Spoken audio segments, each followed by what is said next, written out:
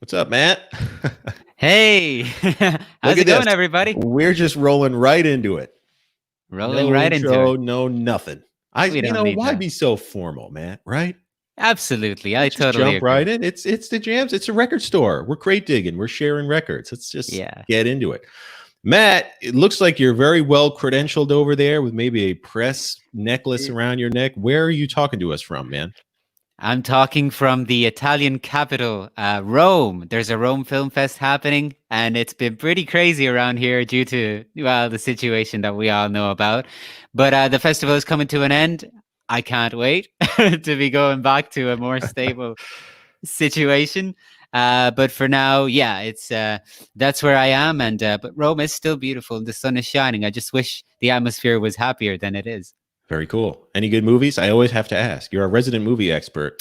Well, I haven't seen too much that's super great, but I can tell you that the opening film of the festival is a Disney Pixar film that you might have heard of. It's called Soul, and I Yeah. haven't seen it, but apparently it's very jazz themed. So Yeah, that's the one with Jamie Foxx is in it, apparently, right? He's playing a substitute teacher or a teacher that wants to be a jazz artist. yeah, Yeah, it's Tina Fey, I think, is in it. yeah, The music seems great. Okay, we'll be on the lookout for that one because I definitely want to see that. I'm a Disney Pixar definitely. nut, and it kind of marries two of my interests. Speaking of marrying two interests here, our upcoming winter issue, we're working on it right now, like right now, is all Ooh. about jazz and film. It's a Jazz Goes to the Movies issue. It's coming out in December. So we talk about like famous jazz film scores. We talk to jazz artists like Bill Frisell about their favorite movies and jazz documentaries. Seth MacFarlane, Seth MacFarlane of Family Guy fame, of American Dad fame, of Ted fame, of the 100 Ways to Die in the West. Or he put out a new jazz album. We spoke with him about kind of these overlapping worlds of jazz and film. He's also a huge Frank Sinatra nut, and Frank obviously played both sides of the microphone, on film lots and recording studios. So it's a really cool issue. It's coming out in December. You could become a subscriber now. You'll have unlimited access to our site, and then we'll enroll you to receive the print issue come December when we'll send it out to all subscribers. So check that out on jazziz.com. Anyway, Matt, you know the theme of today's show. It's basically just old school crate digging, record store sharing.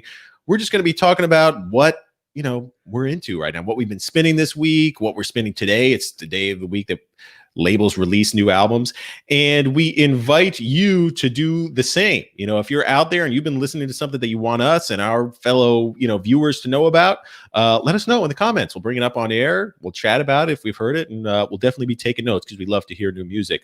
We already got some fans saying hello. Lavinia, hello to you. Good morning. Good morning. And Joyce has a question. Are things really back opened up in Italy or partial opening? Good question, Joyce. What is the status, Matt? Oh, it varies from region to region, so that doesn't help. But things are pretty much still open, and we'll see what happens. There is a curfew from midnight to I think 5 a.m. in the morning, which isn't bad. But of course, people have to wear masks, and there's checks. Temperatures are checked in lots of different places. So, like I said, it varies from region to region. I'm pretty sure there could be more changes coming in the next few days. I never know about them until they happen, like most people. Right. Well, hey, we're right here with you, man. All right, Matt. You want to jump in? What is the first album on your list of stuff you've been listening to this week? All right. I'm loving this new series that we're doing, Brian, because it gives me a chance to just, talk about albums that maybe have been overlooked or even forgotten. Or and because I'm at the Rome Film Fest, I decided that I would start off by just talking about a movie soundtrack that I've been a fan of for the longest time. The album I picked is the soundtrack to Michelangelo Antonioni's 1961 film La Notte. And of course, Michelangelo Antonioni is one of the foremost Italian filmmakers, and me being in the Italian capital, I just couldn't help myself. So it's an international art house hit starring Marcello Mastroianni, Jean Moreau, Monica Vitti, that revolves around the seductive play of an upper middle class party, I would say. And the music reflects that seductive play with its bluesy cool, performed with a quartet that to me reflects sort of the glamorous image that we all have of Italy from those times. That would, of course, really come out with Fellini's La Dolce Vita. So I think the main theme of the soundtrack remains one of the most memorable bits of music from the era. Even people who don't know where it's from kind of will probably know it just from hearing it. It's one of those tunes, and there's also some really cool, intriguing fusion going on with such genres that were popular at the time, including the mambo, and also hints here and there to Gaslini's third stream interests. Although it must be said that Gaslini himself never really fully embraced third stream. He mostly would embark on a more personal, sophisticated, and even symphonic style of jazz that is actually what defines the work that best represents him. So really cool stuff and a cool soundtrack, somewhat forgotten, and I just I had to mention it. Very cool, man. I am not super familiar, but definitely, I'm definitely going to check it out. I'm going to pull mine up in a second here if I could figure out the technology to do so. But, I kind of stuck with albums that were coming out today. It's October 23rd. It's Friday. It's release day. So these are kind of new albums that, I get advanced copies. So I've been listening to them all week. But I definitely recommend them. They're out there. They're available for streaming now. So that's kind of the tack I took. But so the first album on my list, whoops. See, I already screwed it up. Here we go. Let's try take two, as they say. Boom. Here we go. Nope. It's not... Not working. Hold on here, folks. It's just too good an album, Lenotte. It's too good an album. It's avoiding. Well, I'll start talking to come about back up. Meanwhile, if you guys have any suggestions for albums, put them in the comments below. I always look forward to hearing about other people's albums. Totally. Here's mine. Ready? It is Joel Ross. There it is. Vibraphonist Joel Ross. He has a new album out on Blue Note Records called Who Are You? So we talked about Joel Ross a lot on this live stream on this podcast. He is an up and coming vibraphonist who's really more than up and coming. He's establishing himself as one of the preeminent voices on vibraphone of our current time. This is his sophomore album, and it features a stellar group. It's his Good Vibes ensemble with Emmanuel Wilkins on saxophone, Jeremy Corin on piano, Kanoa Mendenhall on bass, Jeremy Dutton on drums, and there's a special guest here, and that would be Brandy Younger on harp. I know you love jazz harp, Matt, so if you haven't checked this album out already, I highly suggest you do, although I'm certain you have. But yeah, this is, as a sophomore album, I feel like Joel Ross just dug a little deeper, into every aspect of this genre on this album. He's such a great fusionist. And by fusionist, I don't mean, jazz fusion like the genre. I mean, he's a guy who really knows his jazz tradition, but who is looking for new, novel ways to kind of pull it forward into today's time. So it doesn't sound like bebop meets hip hop necessarily. It sounds like bebop or swing as it should sound in 2020, and he's really good at that. And like I was saying, he digs deeper. He seems to be digging deeper into each aspect of the music. So like he was, it's like, you want a ballad? I'm going to give you a ballad. It's going to be heavy. It's going to be slow. It's going to be powerful. You want a Latin vibe? We're really going there. You want to swing? We're going to really swing. He like dials up, I guess, in the EQ, all of these aspects of jazz, and it makes for a really, really great listen.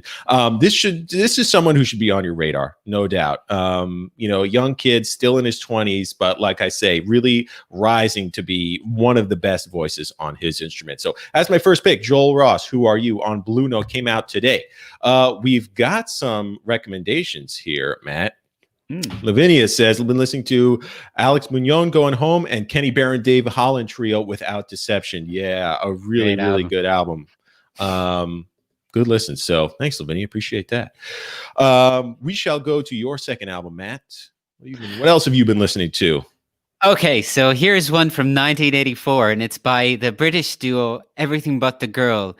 And this is their debut album. It's called Eden. Really showcases, I think, some of the best classy pop combined with plenty of lounge jazz and bossa nova, which really, this is sort of the part of a formula that also defines a style called sophisti-pop. which emerged around the same time. So somehow they found their niche and became quite successful within the English pop scene, driven by the success of the single from the album, Each and Every One.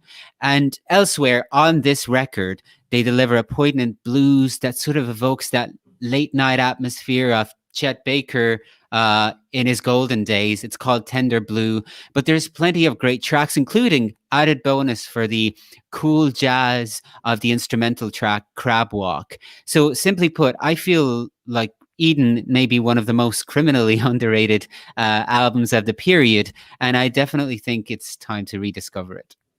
Cool. I like it. It's been a while since I've given this album a listen, so perhaps this is the weekend to finally bust it out again. I am again going to attempt to move on to my second album. And you mentioned kind of new admixtures of music or new terms for admixtures of music. And so that's a perfect segue to my second album, which is by a vocalist, Luba Mason. Oh, yeah. She is a Broadway and off-Broadway actress and a longtime jazz singer. Her husband is actually Ruben Blades. But this is her new album, Triangle. And yeah, she has kind of coined a term for the music she makes, and she calls it mixtura. Mixtura. Anyway, and it's really a fusion of her musical sensibilities, from jazz to pop, Broadway tunes. And yeah, this is she's got that classically trained voice. So just a beautiful Broadway voice, super clean, super evocative. She has a great way with interpreting lyrics. And this is a really nice album of mostly covers. And songs I love. 50 Ways to Leave Your Lover, Paul Simon is on there. Waters of March is on there. Ticket to Ride is on there. She's got a great vocalese version of In Walked Bud, that Thelonious Monk tune. So a little bit of everything. It's a nice potpourri. And her originals are pretty cool too. She's got a song on there called Bach, Stevie Wonder, and Janelle Monáe with the lyrics, if you see me smiling, it's because of Bach, Stevie Wonder, or Janelle Monáe, which, I mean, I'm right there with you, Luba. That gets me smiling too. So a really powerful performer. Again, she's able to draw up that emotion, probably because of that Broadway background. But also, very clean jazz technique, some swinging vocalese. This is a really good album. Luba's actually going to be on the show next Friday to do a little singing for us as well. So yeah. That's number 2 for me. And that album, again, came out today as well, October 23rd. It's available for streaming, purchase, all that good stuff. Yeah. What's next for you, Matt? All right, so what's next for me? I was kind of distracted by the album because I've heard a little bit of it and it sounds amazing. So great pick. My choice actually is one that, again, we're going back in time a little bit.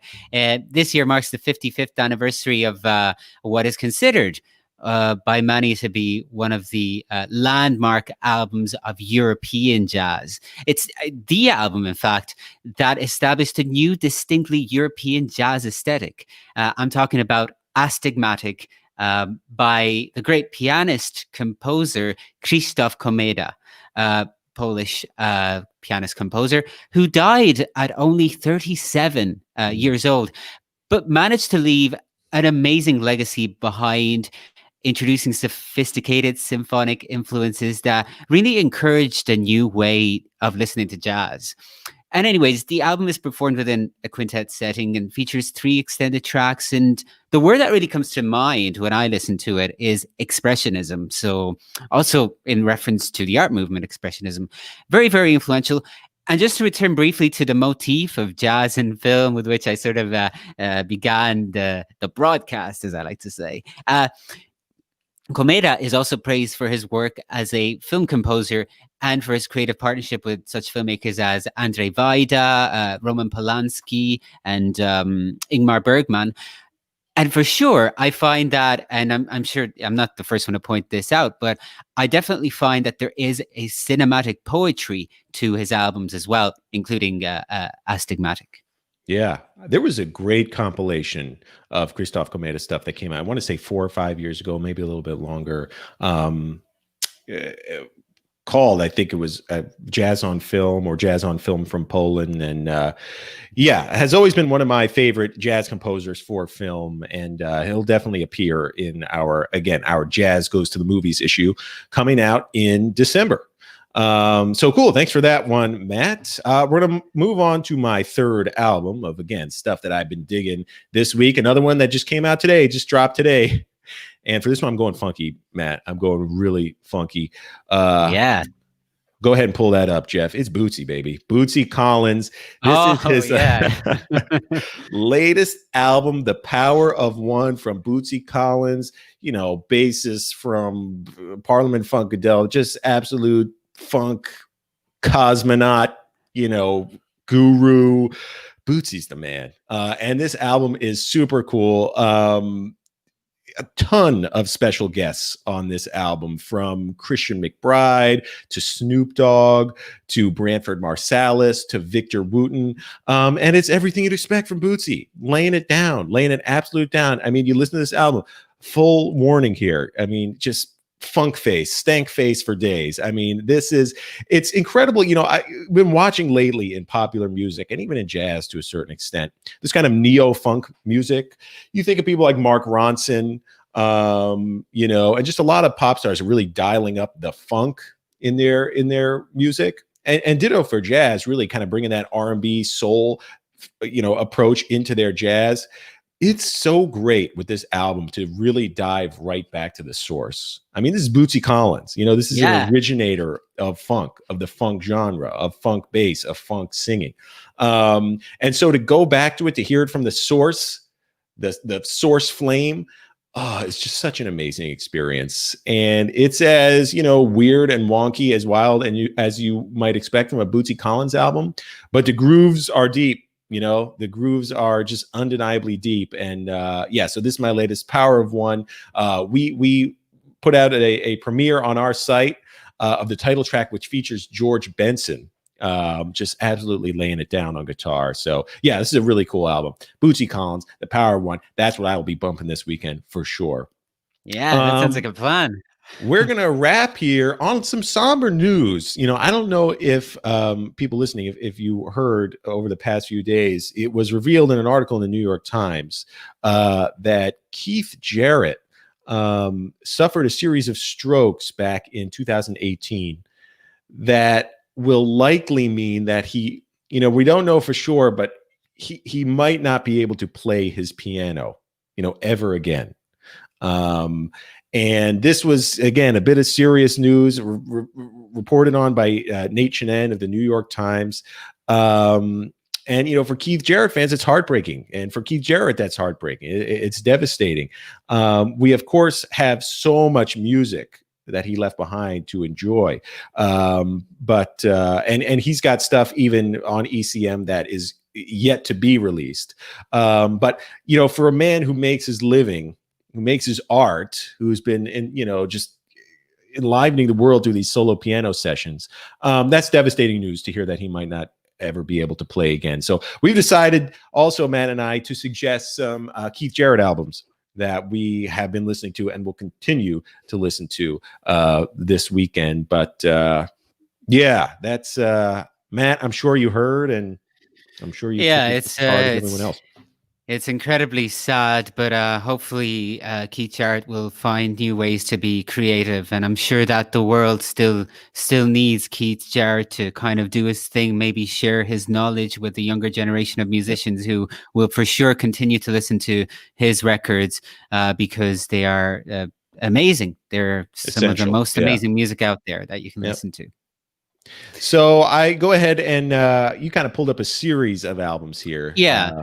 So, all right. So I guess, you know, we know Keith Jarrett is an amazing solo pianist, but throughout his career, he's, of course, played within notable groups. And I think the most acclaimed and beloved of these remains, I believe, the one that he formed with Gary Peacock and Jacques DeJohnette, which became affectionately known as the Standards Trio after their 2 long New York sessions that birthed three records, the ones that you're seeing there on your screen.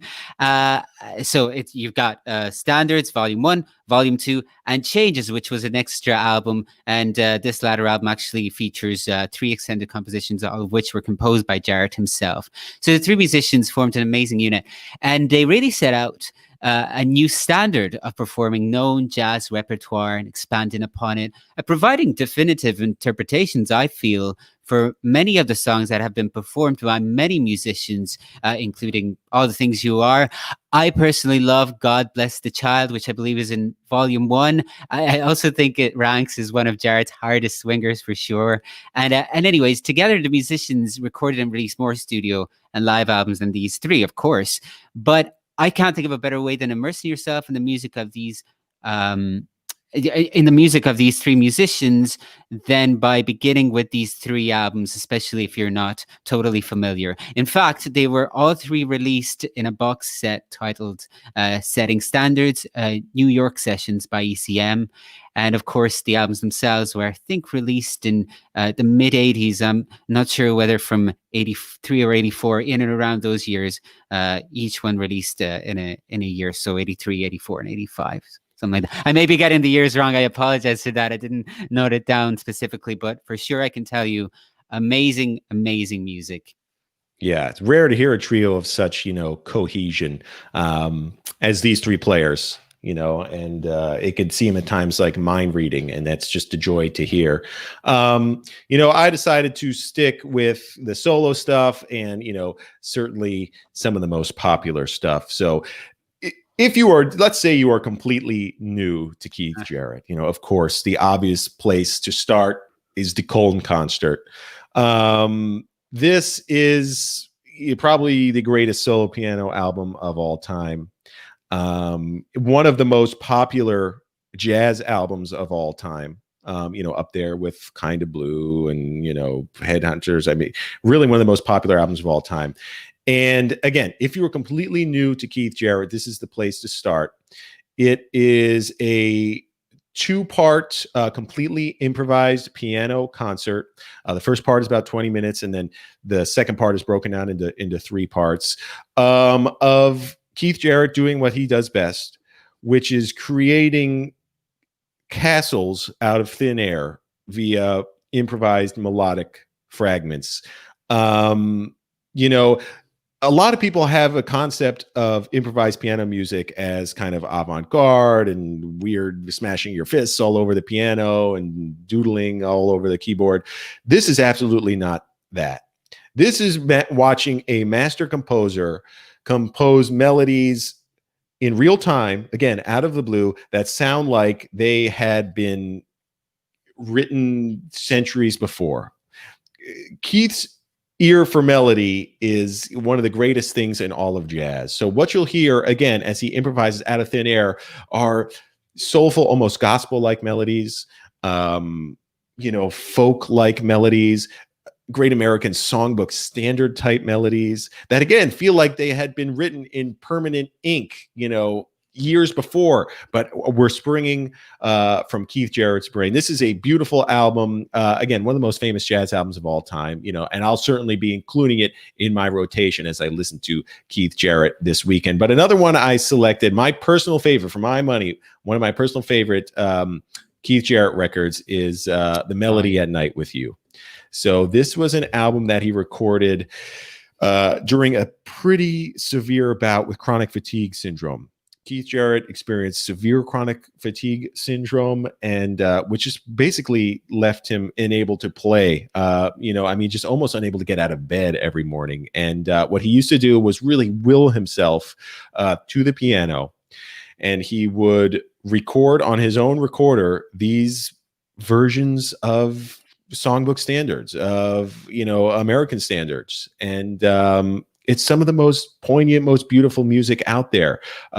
He has covers of really two of the most beautiful songs ever written, Someone to Watch Over Me and Shenandoah. And there's almost this vulnerability, this pain, but this dedication that comes through as he's interpreting these standards. Just beautiful music. I actually recently got in the mail a book of transcriptions for The Melody at Night with You. And looking through the sheet music, it seems almost impossible what Keith Jarrett is able to play. Just if you look at the black and white, it doesn't seem possible. But of course, Keith Jarrett had that X factor, that just made him one of the best, and let's face it, I mean, he still is. He is, and again, it's undetermined whether he'll be able to make music again or not. But like I said, ECM, the label he has, been producing under for decades, has plenty more in store. And again, we are wishing Keith the absolute best. And again, just kind of somber news to hear this weekend. Yes, absolutely. I also love that album. It's an amazing album. It's one of the most beautiful, intimate albums I've ever heard, and I remember listening to it a lot for a period of time when I was feeling during the quarantine when things were really bad and we didn't know what was happening. That was definitely on my playlist. So amazing music again. That's right. And again, good vibes, thoughts and prayers to you, Keith. And yeah, like I say again, well, that'll do it for our crate digging for this week, Matt.